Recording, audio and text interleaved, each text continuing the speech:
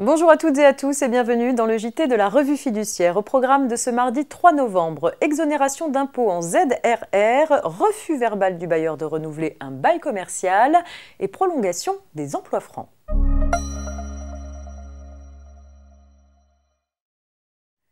Les entreprises qui s'implantent dans une zone de revitalisation rurale ou ZRR peuvent sous certaines conditions bénéficier d'une exonération totale puis partielle d'impôt sur les bénéfices.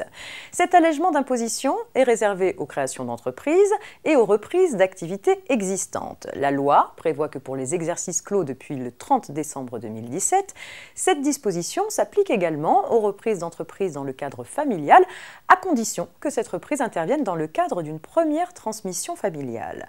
Or, selon les commentaires de l'administration fiscale, cette tolérance s'applique aux seules opérations de reprise réalisées à compter du 30 décembre 2017.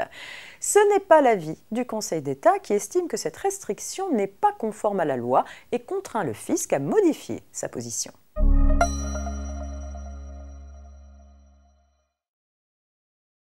On poursuit avec la question du refus verbal du bailleur de renouveler un bail commercial soulevé dans l'affaire suivante. Un locataire commercial mandate un huissier pour signifier à son bailleur une demande de renouvellement. Le bailleur déclare alors à l'huissier qu'il refuse de renouveler le bail car il souhaite reprendre son bien. Une déclaration consignée par l'huissier dans son acte.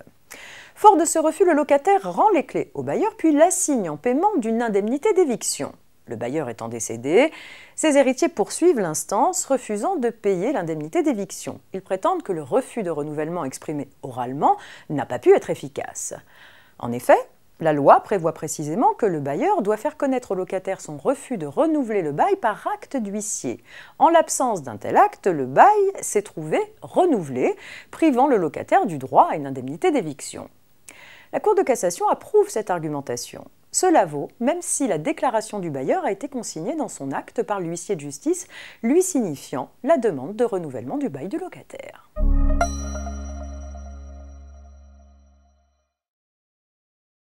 Le dispositif des emplois francs permet aux employeurs de bénéficier d'une aide à l'emploi lorsqu'ils recrutent des salariés répondant à certaines conditions et résidant dans les quartiers prioritaires de la ville. Il doit s'agir d'embauches en contrat à durée indéterminée ou en contrat à durée déterminée d'au moins 6 mois. Un décret vient de prolonger le dispositif de 1 an, soit jusqu'au 31 décembre 2021. L'aide est également renforcée pour les contrats signés avec des jeunes de moins de 26 ans du 15 octobre 2020 au 31 janvier 2021. Dans ce cas, pour une base temps plein, elle va jusqu'à 17 000 € sur 3 ans pour un CDI et jusqu'à 8 000 € sur 2 ans en cas de CDD. Fin de ce JT, je vous donne rendez-vous demain. Très bonne journée.